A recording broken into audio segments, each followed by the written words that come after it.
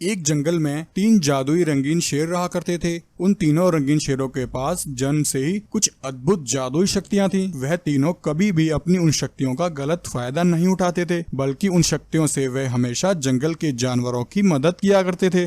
जंगल के सभी जानवर उन तीनों रंगीन शेरों से बहुत खुश थे और उन तीनों को ही जंगल का राजा मानते थे। एक दिन वह तीनों रंगीन शेर अपने जंगल में घूम रहे थे। तभी उनके सामने एक भालू आता है और उनसे कहता है, महाराज मेरी मदद करो, मैं बहुत भूखा हूँ। मैंने पिछले 3 दिन से कुछ नहीं खाया महाराज। मुझे जंगल में कुछ खाने को नहीं मिला। भूख से मेरा पेट दर्द कर रहा है। कृपया मेरी मदद करो। तुम चिंता मत करो भालू, हम तीनों के होते हुए तुम्हें उदास होने की कोई जरूरत नहीं। यह कहकर वह तीनों रंगीन शेर अपनी जादुई शक्तियों से वहाँ बहुत सारा स्वादिष्ट खाना प्रकट करते हैं। भालू अब तुम पेट भर कर खाना खाओ। भालू यह देखकर बहुत खुश हो जाता है। शुक्रिया महाराज, मैं आपका एहसान कभी नहीं भूलूंगा। फिर भालू बड़े मजे से उस भोजन का आनंद लेता है। वहीं पास में एक दुष्ट लालची बाघ यह सब देख रहा होता है। अरे इन शेरों के पास तो बड़ी अनोखी शक्तियां हैं। अगर इनकी यह शक्तियां मेरे पास आ जाएं, तो फिर मैं भी अपने लिए ढेर सारा भोजन प्रकट कर सकता हूं और मुझे फिर कभी शिकार करने के लिए मेहनत नहीं करनी पड़ेगी।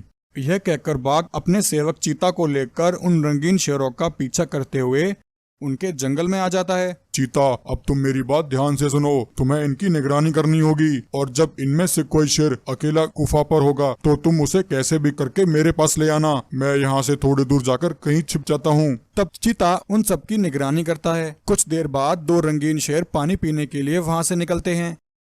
तब चीता गुफा पर खड़े उस रंगीन शेर के पास आता है और कहता है, महाराज महाराज, एक बाघ ने जंगल में एक गाय को पकड़ लिया है। महाराज वह उसे मारकर खा जाएगा। आप जल्दी चलकर उसे बचा लीजिए। और फिर उनकी गुफा पर आकर सभी जानवरों को इकट्ठा करता है और उनसे कहता है, तुम सभी मेरी बात ध्यान से सुनो। मैंने उन रंगीन शेरों को मार डाला है और उनकी शक्तियां अब मेरे पास हैं। इसलिए अब तुम्हारा राजा मैं हूँ। तुम्हें मेरी हर बात माननी होगी और अगर किसी ने मेरी बात नहीं मानी तो मैं उसे भी जान से मार दूंगा। यूं वह बाघ जंगल में अपना हुक्म चलाने लगता है और अपनी मनमानी करता है। तब वह रंगीन शेर चीता के साथ जल्दी से चल देता है। बाघ पहले से ही उसका इंतजार कर रहा होता है। जैसे ही वह रंगीन शेर उसके करीब आता है, तभी बाघ उस पर हमला करके उसे वहीं मार देता है और उस रंगीन शेर से उसकी शक्तियां छीन लेता है और एक पत्थर के पीछे जाकर छिप जाता है। कुछ देर बाद जब दोनों रंगीन शेर पानी पीकर वापस लौटते हैं तो उन्हें अपना दोस्त मरा हुआ दिखाई देता है। यह देखकर वह दोनों हैरान हो जाते हैं। अरे भाई, यह हमारे दोस्तों क्या हो गया? आखिर कौन इसके साथ ऐसा कर सकता है? तब बाघ और चीता दोनों पीछे से आकर उन दोनों रंगीन शेरों पर भी हमला करके उन्हें जान से मार देते हैं। बाघ उन दोनों रंगीन शेरों की शक्तियां भी उनसे छीन लेता है। उधर उन रंगीन शेरों के पास एक जादुई दरवाजा उतरता है और उसमें से एक गोल्डन शेर बाहर आता है। वहां आते ही गोल्डन शेर अपनी शक्तियों से उन तीनों रंगीन शेरों को पुनः जीवित कर देता है। तीनों रंगीन शेर गोल्डन शेर का शुक्रिया अदा करते हैं और फिर वह तीनों सीधे बाघ के पास पहुंचते हैं। वहां आकर वह बाघ और चीता पर हमला कर देते हैं और उन दोनों को जान से मार देते हैं। फिर वह तीनों रंगीन शेर मिलजुल कर हंसी खुशी जंगल में रहने लगते हैं। एक जंगल में गब्बर नाम का एक शेर रहता था। गब्बर शेर बहुत ही ताकतवर और दयालु स्वभाव का था। वह कभी भी अपने जंगल के जानवरों पर कोई मुसीबत नहीं आने देता था। वह अपनी प्रजा को अपनी संतान की तरह समझता था। इसलिए जंगल के सभी जानवर गब्बर का बहुत आदर करते थे और सभी उसके राज में बहुत खुश थे। वहीं गब्बर की पत्नी शेरनी ने हाल ही में एक बच्चे को जन्म दिया था। शेरनी का वह बच्चा एक दूध जैसा सफेद रंग का शेर था। गब्बर ने अपने बेटे का नाम सिम्बा रखा था। सिम्बा के आ जाने से गब्बर और शेरनी दोनों बहुत ही खुश थे। शेरनी देखना, एक दिन हमारा बेटा इस जंगल का सबसे बड़ा राजा बनेगा। वहीं उसी जंगल में गब्बर शेर का सौतेला भाई काला शेर रहता था। काला शेर हमेशा से गब्बर शेर से नफरत करता था क्योंकि गब्बर ने उसे अपनी बिरादरी से बेदखल कर दिया था। वह गब्बर शेर को मारकर जंगल का राजा बनना चाहता था। गब्बर शेर, अब तुम्हारे पास थोड़ा ही समय बचा है। जल्द ही मैं तुम्हें मारकर इस जंगल का राजा बन जाऊंगा और यहाँ राज करूंगा। और एक दिन वह काला शेर ऐसा ही करता है। जब गब्बर शेर शिकार के लिए निकलता है, तभी घात लगाकर काला शेर गब्बर शेर पर हमला कर देता है और उसे वहीं मार देता है। गब्बर शेर, आज मैंने तुमसे अपना बदला ले लिया। अब तुम्हारी पत्नी और तुम्हारा बेटा बचा है। अब उन दोनों की बारी है। मैं उन्हें मारकर तुम्हारे सारे खानदान का सर्वनाश कर दूंगा। उधर जब शेरनी को यह बात पता लगती है कि काला शेर ने गब्बर को मार डाला है तो शेरनी बहुत दुखी हो जाती है और अपने बच्चे सिम्बा को लेकर वहां से भागती है। तभी जंगल के रास्ते में शेरनी को एक गाय मिलती है। शेरनी गाय से कहती है, गाय बहन, मेरे पास बहुत कम समय बचा है। उस दुष्ट काला शेर ने मेरे पति और तुम्हारे राजा की हत्या कर दी है। अब वह मेरे बच्चे के पीछे पड़ा है। मैं अपने बच्चे को उस शैतान के हवाले नहीं कर सकती, इसलिए तुम मेरे बच्चे को लेकर यहाँ से चली जाओ। तुम उसकी अच्छे से देखभाल करना और जब यह बड़ा हो जाए तब इसे वापस लेकर आना, ताकि मेरा बेटा अपने पिता की मौत का बदला उस दुष्ट से ले सके। शेरनी की बात सुनकर गाय सिम्बा को लेकर वहां से चली जाती है। अभी इसी दौरान काला शेर शेरनी को ढूंढ लेता है। हा हा हा हा हा हा। शेरनी, तुम व्यर्थ मुझसे भाग रही हो। जैसे मैंने तुम्हारे पति की हत्या की है वैसे ही मैं तुम्हारे बेटे को भी मार दूंगा। अब बताओ, तुमने अपने बेटे को कहाँ छुपा रखा है? अरे दुष्ट हत्यारे, तू मेरे बेटे को कभी नहीं ढूंढ पाएगा। देखना, एक दिन वही तेरा अंत करेगा। शेरनी की यह बात सुनकर काला शेर को बहुत गुस्सा आता है और वह उस पर हमला करके उसे भी वहीं मार देता है। उधर गाय सिम्बा को लेकर दूसरे जंगल में आ जाती है और उसे वहां लाकर वह उसका अच्छे से पालन पोषण करती है। यूं काफी समय बीत जाता है। छोटा सिम्बा अब बड़ा ताकतवर शेर बन जाता है। वह गाय को ही अपनी माँ समझता है। गाय सिम्बा को कभी भी जंगल से बाहर नहीं जाने देती थी। वह उसे हमेशा सबसे छिपा कर रखती थी और किसी से भी मिलने नहीं दिया करती थी। एक दिन सिम्बा शेर अपनी माँ गाय को बिना बताए दूसरे जंगल में आ जाता है। जब गाय को इस बात का पता लगता है तो वह सिम्बा का पीछा करते हुए सिम्बा के पास आ जाती है। बेटा, मैंने तुमसे मना किया था कि इस जंगल में मत आना, लेकिन तुमने मेरी बात क्यों नहीं मानी? परंतु माँ, मैं इस जंगल में क्यों नहीं आ सकता? तुम हमेशा मुझे यहाँ आने से रोकती हो। यह जंगल तो कितना सुंदर है। इस जंगल में ऐसा क्या है माँ? बेटा, लगता है आज मुझे तुम्हें इस जंगल का राज बताना होगा। माँ, यह तुम क्या कह रही हो? मेरे माता पिता का हत्यारा इसी जंगल में है। मैं उसे नहीं छोड़ूंगा। मैं उसे जान से मार दूंगा। वहीं गाय और सिम्बा की सारी बातें वह काला शेर सुन लेता है और उन दोनों के पास आता है। हा हा हा हा हा। अरे गाय, तू तो बहुत चालाक निकली। तूने इतने सालों तक इस सफेद शेर को मुझसे छिपा कर रखा। तुझे इसकी सजा अवश्य मिलेगी। ऐसा कहकर काला शेर गाय पर हमला करके उसे वहीं मार देता है। यह देखकर सिम्बा को बहुत गुस्सा आता है। अरे दुष्ट, तूने मेरी माँ की हत्या कर दी। मैं तुझे नहीं छोड़ूंगा। आजा बच्चे, आजा। मैं तेरा ही इंतजार कर रहा था। जैसे मैंने तेरे माता पिता को मारा, आज तू भी मेरे हाथों से वैसे ही मरेगा। यह सुनकर सिम्बा को बहुत गुस्सा आ जाता है और वह काला शेर पर हमला करता है और उसे पूरी तरह वहीं मार देता है। इस तरह सिम्बा काला शेर को मारकर उससे अपने माता पिता की मौत का बदला ले लेता है। एक जंगल में बहुत से रंगीन बाघ रहा करते थे। उन सभी बाघों के पास कुछ विशेष जादुई शक्तियाँ थीं। किसी के पास पानी की शक्ति, किसी के पास अग्नि की शक्ति और किसी के पास वायु की शक्ति थी। वे सभी रंगीन बाघ बड़े ही दुष्ट और जालिम थे। वे सभी अपनी शक्तियों से जंगल के जानवरों को परेशान किया करते थे और हमेशा उन पर अपना हुक्म चलाते थे। जो भी जानवर उनकी बात नहीं मानता था तो वे दुष्ट बाघ अपनी शक्तियों से उसे जलाकर वहीं मार देते थे। जंगल के सभी जानवर उन जालिम बाघों से बड़े ही परेशान थे। एक दिन उस जंगल के सभी जानवर मिलकर पास वाले जंगल में आते हैं और वहां आकर वह उस जंगल के राजा शेर से कहते हैं, महाराज, महाराज, हमारी रक्षा कीजिए। हम सभी मुसीबत में हैं। अरे भाइयों, क्या हुआ? तुम सब इतने परेशान क्यों हो? बताओ मुझे, तुम्हें क्या परेशानी है? तब सभी जानवर सफेद शेर को सारी बात बताते हैं। महाराज, हमारे जंगल में कुछ रंगीन बाघ रहते हैं। उन सभी के पास कुछ विशेष शक्तियां हैं महाराज। वे सभी बाघ उन शक्तियों से हम जानवरों को परेशान करते हैं और यदि कोई जानवर उनकी बात नहीं मानता तो वह उसे उन शक्तियों से मार डालते हैं महाराज। उन जानवरों की बात सुनकर सफेद शेर हैरान हो जाता है और उसे कुछ याद आने लगता है। क्या वह सभी रंगीन बाघ तुम्हारे जंगल में हैं? वे सभी दुष्ट बाघ तो मेरे पिता के कातिल हैं। मैं तो कब से उन दुष्ट बाघों से अपने पिता का बदला लेने का इंतजार कर रहा हूँ। उन हत्यारे बाघों के पास जो शक्तियाँ हैं वह सभी मेरे पिता की हैं। रुको, मैं तुम्हें पूरी बात बताता हूँ। यह उस समय की बात है जब मैं बहुत छोटा था। तब मेरे पिताजी उस जंगल के राजा हुआ करते थे। मेरे पिताजी की एक सेना थी जिसमें सभी शेरों के पास कुछ जादुई शक्तियाँ थीं। वे सभी उन जादुई शक्तियों से जंगल के जानवरों की हमेशा मदद किया करते थे। तब एक दिन हमारे जंगल में अचानक से एक बाघ आया। वहां आकर उसने पिताजी से कहा, महाराज, मैं बहुत गरीब और बेसहारा हूँ। मेरा इस दुनिया में कोई नहीं है। क्या मैं आपके इस जंगल में कुछ समय के लिए रह सकता हूँ महाराज? उस बाघ की हालत देखकर पिताजी को उस पर दया आ गई और उन्होंने उसे जंगल में रहने को कहा। लेकिन रात होते ही हमेशा की तरह पिताजी और सभी शेरों की शक्तियाँ एक जादुई मणि में चली गईं। उस रात यह सब होते हुए उस बाघ ने चुपके से देख लिया था। अरे, इन शेरों के पास तो जादुई शक्तियां हैं। अगर ये शक्तियां मुझे मिल जाएं तो मजा ही आ जाएगा। मैं इन शक्तियों से अपनी सेना बनाऊंगा और इस जंगल पर राज करूंगा। तब उस दुष्ट बाघ ने उस रात एक प्लान बनाया और रात में ही उसने अपनी सेना के साथ सफेद शेरों पर हमला कर दिया और उन्हें जान से मार दिया। उसमें मेरे पिताजी भी शामिल थे। सभी शेरों को मारने के बाद वह बाघ उस जादुई मणि को चुराकर वहां से भाग गया। मैं वहीं गुफा में खड़ा यह सब देख रहा था। पिताजी के मरने के बाद मैं बिल्कुल अनाथ हो गया। तब मैंने वह जंगल छोड़ दिया और यहाँ चला आया। मुझे उस दुष्ट बाघ से अपने पिता का बदला लेना है। मुझे इसमें तुम सबकी मदद चाहिए। अगले दिन जब रात होती है तब सभी बाघों की शक्तियाँ मणि के अंदर चली जाती हैं। तब जंगल में एक जादुई दरवाजा उतरता है और उसके अंदर से वह सफेद शेर बाहर आता है। तब सफेद शेर सभी जानवरों को लेकर उन रंगीन बाघों पर हमला कर देता है। सफेद शेर और सभी जानवर मिलकर उन सभी रंगीन बाघों को मार देते हैं। यह देखकर सभी जानवर बहुत खुश होते हैं और फिर सभी जानवर सफेद शेर को जंगल का राजा बना देते हैं और हंसी खुशी जंगल में रहने लगते हैं।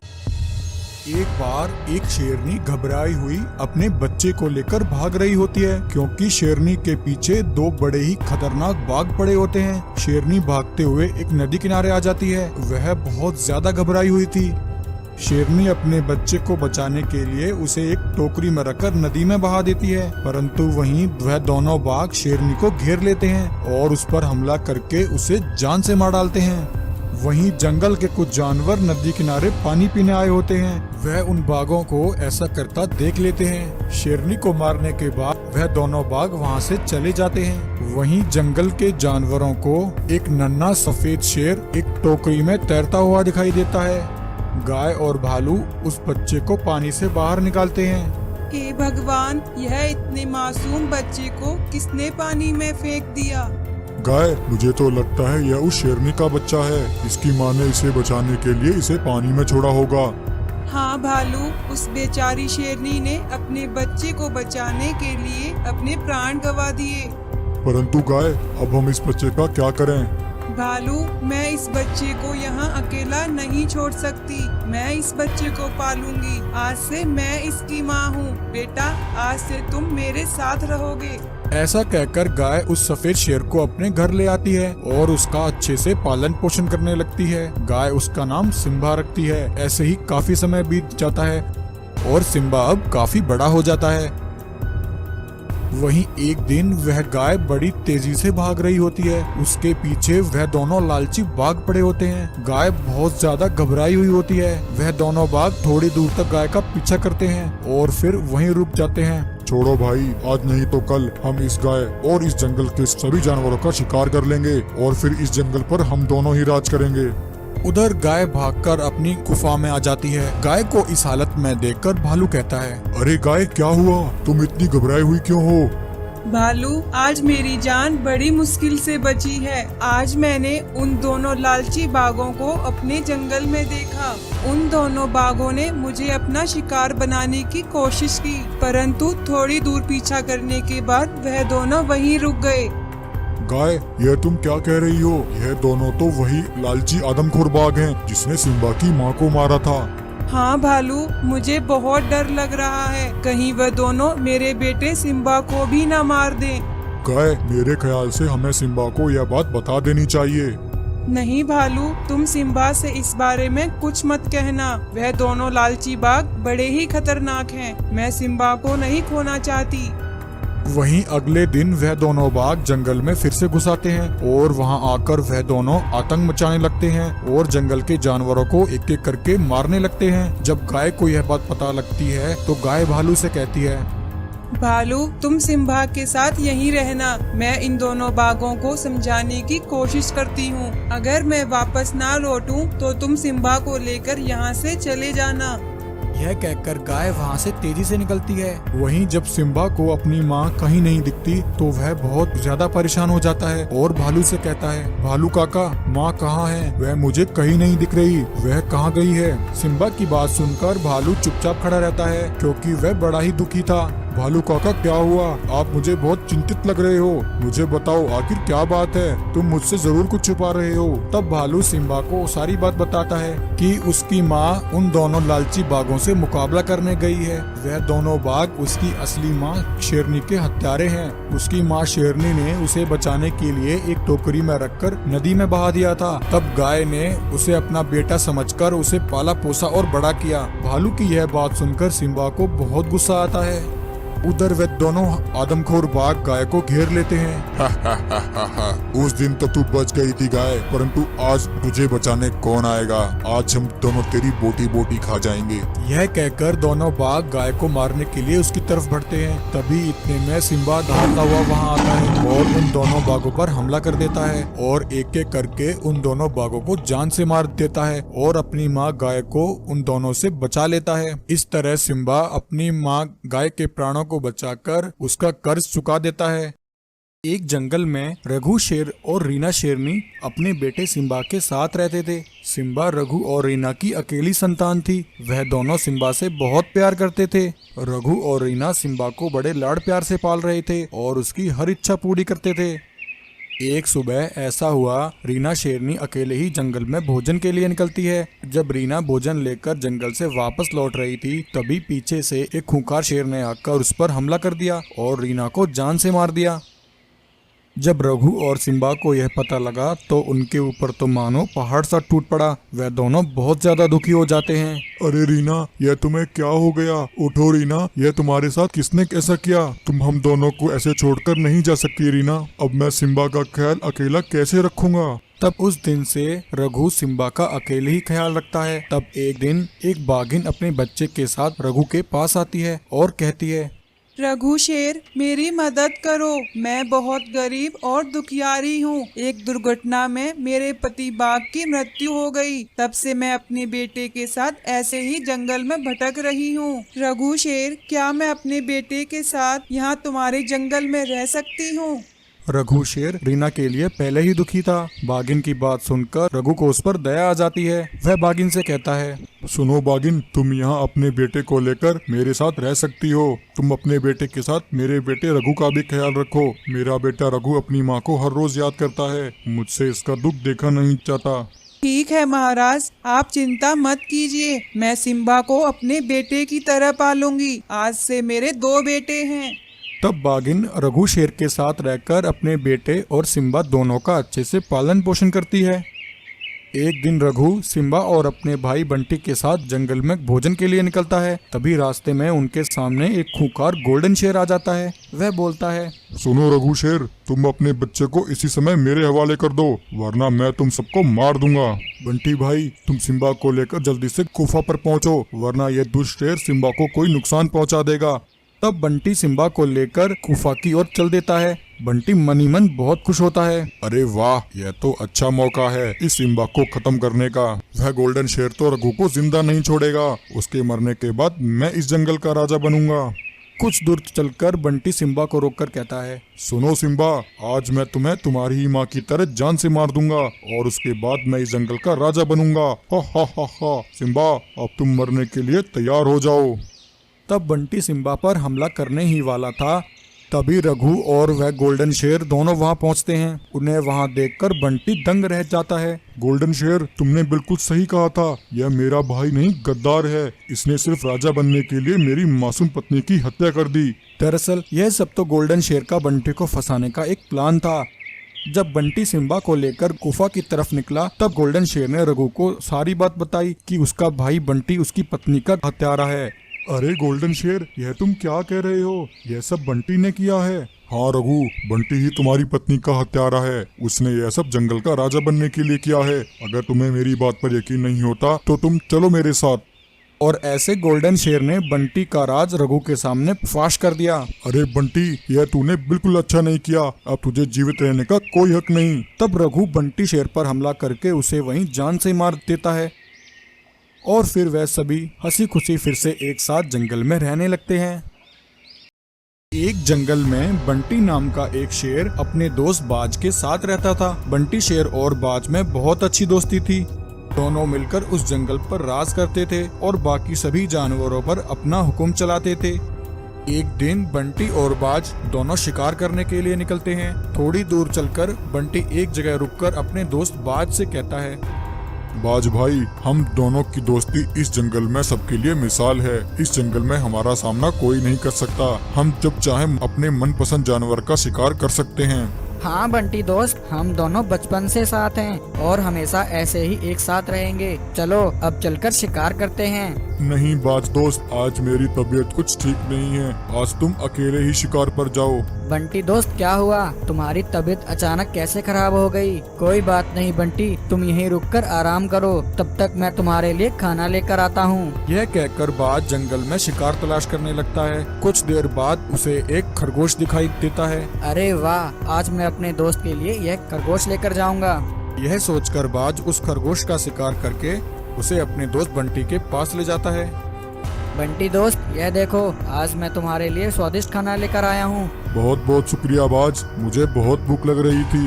इतना कहकर बंटी शेर फटाक से उस खरगोश को खा जाता है, परंतु वहीं बाज यह सब देखता ही रह जाता है। बाज दोस्त, दरअसल मुझे अभी थोड़ी और भूख लग रही है। क्या तुम मेरे लिए एक और खरगोश ला सकते हो? हाँ दोस्त, क्यों नहीं, मैं अभी तुम्हारे लिए एक और खरगोश लेकर आता हूँ। वह बाज दूसरे खरगोश का शिकार बंटी शेर के लिए लाता है। बंटी शेर उसे भी खा जाता है और बाज अभी भी भूखा रह जाता है। बंटी शेर बाज के बारे में सोचता ही नहीं।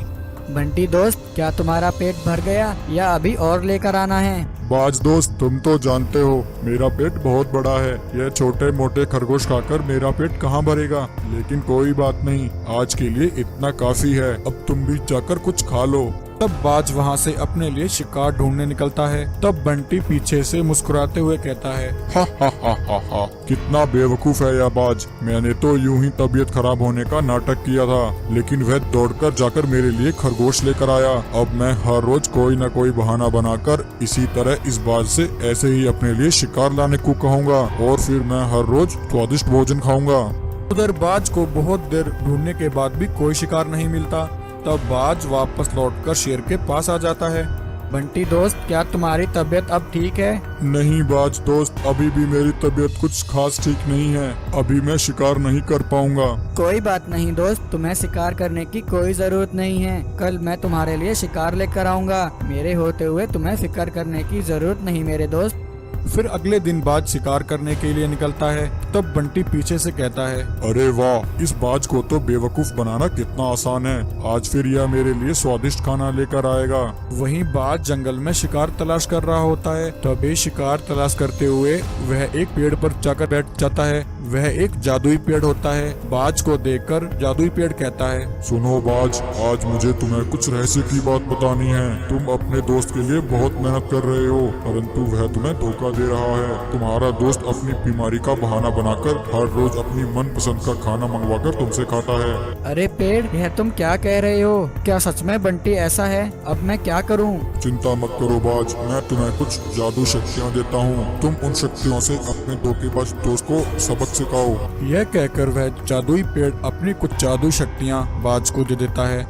तब बाज अपने दोस्त बंटी के पास आ जाता है। बाज को देखकर बंटी शेर कहता है, अरे बाज, क्या हुआ? तुम आज खाली हाथ क्यों आ गए? मुझे बहुत भूख लगी है। नहीं बंटी दोस्त, मैंने सारा जंगल छान मारा, परंतु आज कोई भी शिकार हाथ नहीं लगा। नहीं दोस्त, ऐसा मत कहो। अगर मुझे खाना नहीं मिला तो मैं कैसे जी पाऊंगा। चिंता मत करो मेरे दोस्त, मेरे होते हुए तुम्हें डरने की जरूरत नहीं। मैं अभी तुम्हें खरगोश में बदल देता हूँ। तब यह कहकर बाज बंटी शेर को खरगोश में बदल देता है। अरे अरे बाज, ये तुमने क्या किया? तुमने मुझे खरगोश क्यों बना दिया?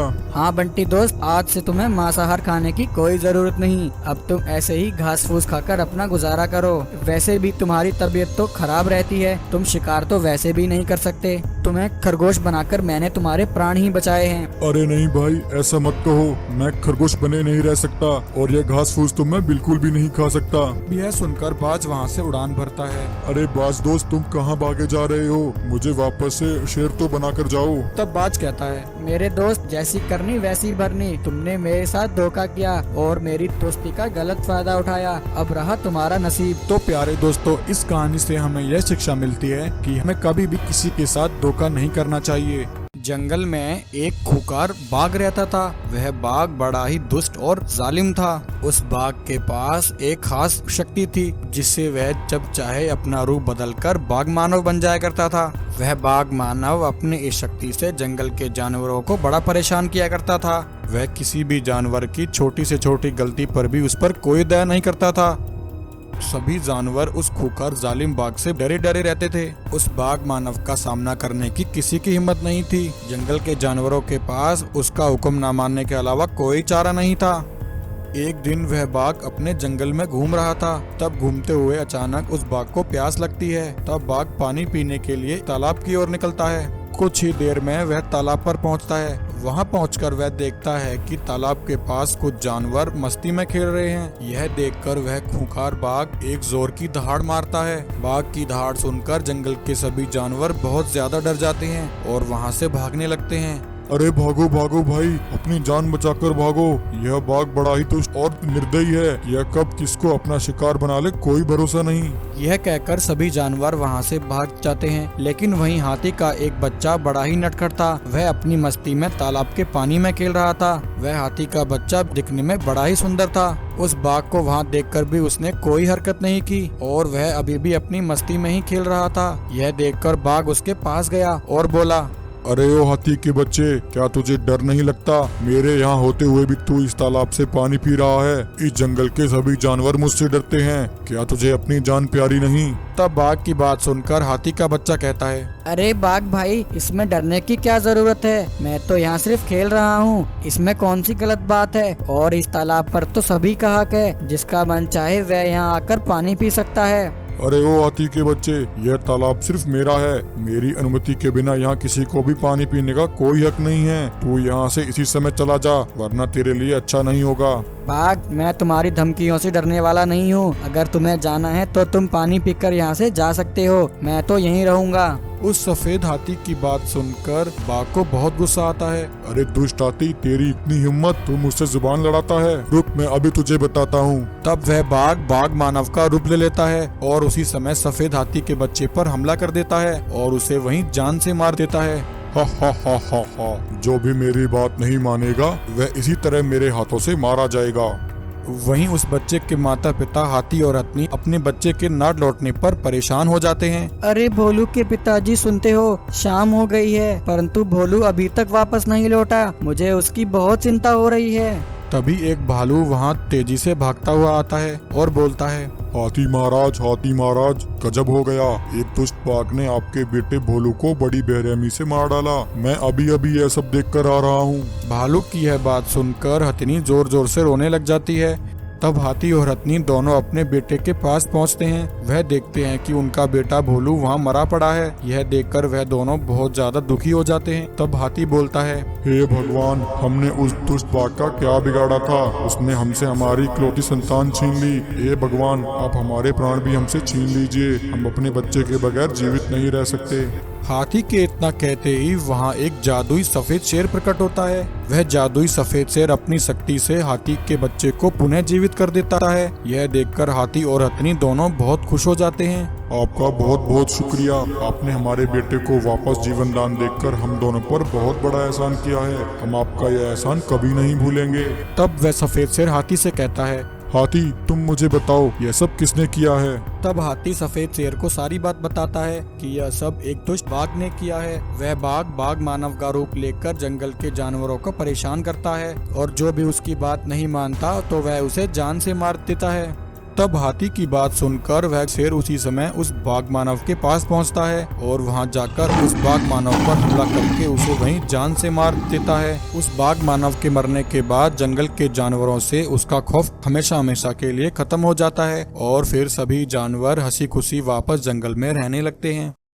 दूर पहाड़ों के बीच एक घना जंगल था। उस जंगल का राजा गब्बर शेर था। गब्बर शेर बहुत बलवान, निडर और दयालु स्वभाव का था। हाल ही में गब्बर शेर के घर उसकी पत्नी शेरनी ने एक बच्चे को जन्म दिया था। गब्बर का बेटा एक दूध जैसा सफेद रंग का शेर था। गब्बर शेर ने उसका नाम सिम्बा रखा था। सिम्बा दिखने में बहुत ही सुंदर था। उसके पास बचपन से ही कुछ अद्भुत चमत्कारी शक्तियाँ थीं। सिम्बा के आ जाने से सारे जंगल में खुशी का माहौल था। जंगल के सभी जानवर सिम्बा को देखने के लिए आए थे। बधाई हो महाराज, बधाई हो। आपका बेटा सिम्बा तो बहुत ही सुंदर अद्भुत शक्तियों वाला है। महाराज एक दिन सिम्बा इस जंगल का सबसे बड़ा राजा बनेगा। वहीं एक लालची बाघ छिपकर वहां हो रही सारी बातें सुन रहा होता है।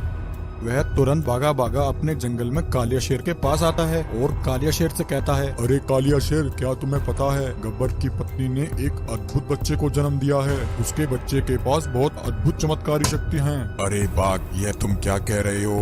भला एक शेर के बच्चे के पास इतनी शक्तियाँ कहाँ से आईं? हाँ कालिया शेर, मैंने खुद अपनी आंखों से देखा है। उसकी अद्भुत शक्तियाँ देखने के लिए जंगल के सभी जानवर भी वहाँ आए थे। कालिया शेर, गब्बर शेर तो हमारा सबसे बड़ा दुश्मन है। सोचो, अगर इसका यह बेटा बड़ा हो गया तो गब्बर शेर पहले से 10 गुना शक्तिशाली हो जाएगा। फिर हम दोनों का उसके जंगल पर राज करने का सपना कभी पूरा नहीं होगा। हाँ बाघ, तुम सही कह रहे हो। हम ऐसा नहीं होने देंगे। चलो हम आज रात उसके बच्चे को उठा लेते हैं। रात होते ही कालिया शेर और बाघ गब्बर शेर के जंगल में आ जाते हैं।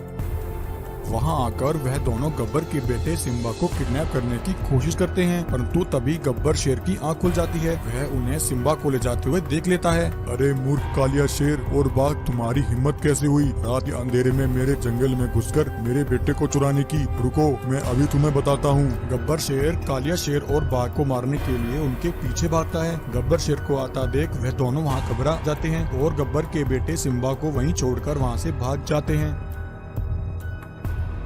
अगली सुबह गब्बर शेर अपनी पत्नी शेरनी को यह बात बताता है। गब्बर की बात सुनकर उसकी पत्नी कहती है, गब्बर, मुझे बहुत डर लग रहा है। कहीं वह दोनों दुष्ट हमारी बच्चे को फिर से चुराने की कोशिश न करें। नहीं शेरनी, तुम बिल्कुल भी परेशान मत हो। वह दोनों अब ऐसा करने की कोशिश नहीं करेंगे। अगर उन्होंने फिर से ऐसा किया तो मैं उन दोनों को जान से मार दूंगा। ऐसे ही एक दिन गब्बर अपने जंगल में घूम रहा होता है। तभी अचानक कालिया शेर और बाघ घात लगाकर गब्बर पर हमला कर देते हैं और अकेला पाकर गब्बर को बुरी तरह घायल कर देते हैं। वह दोनों गब्बर को अपने जंगल में लाकर एक पिंजरे में कैद कर देते हैं। गब्बर शेर, तुम्हें क्या लगा हम दोनों शांत बैठ जाएंगे? तेरे बेटे सिम्बा को हम दोनों से कोई नहीं बचा सकता। बाघ, तुम इसी समय गब्बर के जंगल जाओ और तुम्हें पता है मैं वहाँ जाकर क्या करना है। बाघ गब्बर शेर के जंगल में आ जाता है और वहां आकर वह शेरनी और जंगल के सभी जानवरों को गब्बर शेर के मरने की झूठी खबर बताता है और सबको बताता है कि गब्बर शेर की एक पहाड़ी से गिरकर मौत हो गई है। यह सुनकर गब्बर की पत्नी शेरनी बहुत दुखी हो जाती है। ऐसे ही कई साल बीत जाते हैं। शेरनी अपने बेटे सिम्बा का अकेले ही पालन पोषण करती है। देखते ही देखते सिम्बा बड़ा हो जाता है। एक दिन सिम्बा अपनी माँ से कहता है, माँ, पिताजी आखिर कब आएंगे? इतना समय बीत गया है। आप मुझे बचपन से सिर्फ यही कह रही हो कि तुम्हारे पिता एक दिन जरूर आएंगे, परंतु कितने साल बीत गए हैं, वह अभी तक वापस नहीं आए। तब शेरनी सिम्बा को सारी बात बताती है कि उसके पिता गब्बर की पहाड़ी से गिरकर मृत्यु हो गई थी। यह सुनकर सिम्बा को बहुत दुख होता है। माँ, आखिरकार आपने मुझसे इतनी बड़ी बात क्यों छुपाई? आपने मुझसे इतना बड़ा झूठ क्यों बोला माँ? यह कहकर सिम्बा शेर गुस्से से परेशान होकर वहाँ से निकलता है और चलता चलता एक पहाड़ी के पास आ जाता है, जहां उसे एक जादुई लंबे पैर वाला शेर दरवाजा दिखता है। उस दरवाजे के पास एक गोल्डन शेर खड़ा होता है। गोल्डन शेर कहता है, सुनो सिम्बा, मुझे पता है तुम बहुत परेशान हो। तुम इस दरवाजे के अंदर आ जाओ, मुझे तुम्हें कुछ राज की बात बतानी है। तब सिम्बा उस जादुई लंबे पैर वाले शेर दरवाजे के अंदर चला जाता है। वहाँ आकर गोल्डन शेर सिम्बा से कहता है, सिम्बा बेटा, तुम्हारे पिता गब्बर शेर अभी जिंदा है। वह कालिया शेर और बाघ की कैद में है। कालिया शेर और बाघ ने तुम्हारे पिता पर हमला करके उन्हें अपना गुलाम बना लिया है। उन्होंने जंगल में तुम्हारे पिता की मृत्यु की झूठी खबर फैला दी थी। सिम्बा, तुम्हारे पास अद्भुत शक्तियाँ हैं, अपनी शक्तियों को याद करो। तुम्हें उस कालिया शेर और बाघ से बदला लेना है और अपने पिता को उनके चंगुल से आजाद कराना है। गोल्डन शेर के इतना कहते ही सिम्बा अपनी शक्तियों को याद करता है और उसकी शक्तियाँ उसी समय जागृत हो जाती हैं। सिम्बा उसी समय कालिया शेर और बाघ के जंगल में आ जाता है, जहां उन दोनों ने सिम्बा के पिता गब्बर को कैद कर रखा था। यह देखकर सिम्बा को बहुत गुस्सा आता है और वह उन दोनों को अपनी शक्तियों से मार डालता है और अपने पिता को उन दोनों के चंगुल से आजाद करा लेता है और गब्बर को लेकर वापस अपने जंगल में आ जाता है। गब्बर को वापस जिंदा देखकर उसकी पत्नी शेरनी और जंगल के सभी जानवर बहुत खुश होते हैं। फिर गब्बर अपने बेटे सिम्बा को जंगल का राजा बना देता है और सभी खुशी खुशी जंगल में रहने लगते हैं।